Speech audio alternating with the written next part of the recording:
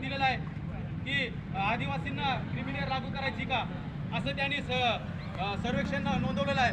मित्रांनो, जर लागू झालं तर कालांतराने आदिवासी समाज हा पूर्णपणे नष्टच होईल. नष्ट कसं होईल तर येणाऱ्या काळात आपल्या मुलांना शिकवणं त्याचबरोबर त्यांना नोकरीला लावणं अवघड होऊन जाईल. म्हणून हे आंदोलन फक्त एकट्या पेसा संवर्गाचा विषय नाही, तर ही आदिवासी जमात वाचवण्यासाठीचं आंदोलन आहे. आणि ह्या अशा आंदोलनामध्ये खरं तर प्रत्येक गावातले जे छोटे मोठे पुढारी आहेत, आदिवासीच्या दाखल्यावरती जे गावातले पुढारी, ग्रामपंचायत सदस्य, सरपंच, जिल्हा परिषद सदस्य, पंचायत समिती सदस्य, सभापती सारखे, त्याचबरोबर आमदार खासदार झालेत, अशा लोकांनी या आंदोलनास खरं तर समर्थन करायला होतं. या ठिकाणी त्यांनी जमायला होतं. या लोकांना लाज वाटते, यांना फक्त मतदानापुरता आदिवासी समाज हवाय.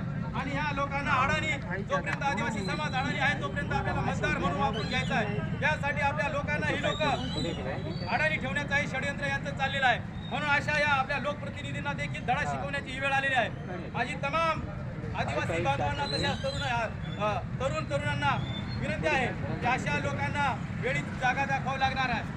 म्हणून माझी सर्व आदिवासी बांधवांना विनंती आहे, अजूनही जे आजूबाजूला कोणी आपले बांधव असतील त्यांनी या ठिकाणी या आंदोलनामध्ये सामील व्हायचं आहे. कारण ही लढाई फक्त निवड नोकरीसाठी लढणाऱ्या लोकांची नाही, तर येणाऱ्या पुढच्या पिढीसाठी आहे. कारण जर पेसा कायदा जर संपला तर सर्वच आपण संपणार आहोत. आणि त्या पेसा कायद्यामुळेच आपण टिकून आहोत. पेसा कायद्यामुळे आपल्याला संरक्षण मिळत आहे.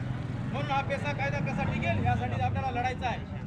म्हणून सर्वांनी जोपर्यंत प्रशासन आपली दखल घेत नाही, आपल्या या आंदोलनाचा या ठिकाणी काही निर्णय घेत नाही, तोपर्यंत आपण या ठिकाणी उठणार नाही. आणि सर्वांनी या आंदोलनामध्ये मोठ्या ताकदीनिशी बसायचं आहे. आपण या ठिकाणी सर्व मोठ्या संख्येने जमलात त्याबद्दल पुन्हा एकदा सर्व आदिवासी बांधवांचा आभार. भगवान बिरसा मुंडा की जय. भगवान बिरसा मुंडा की जय.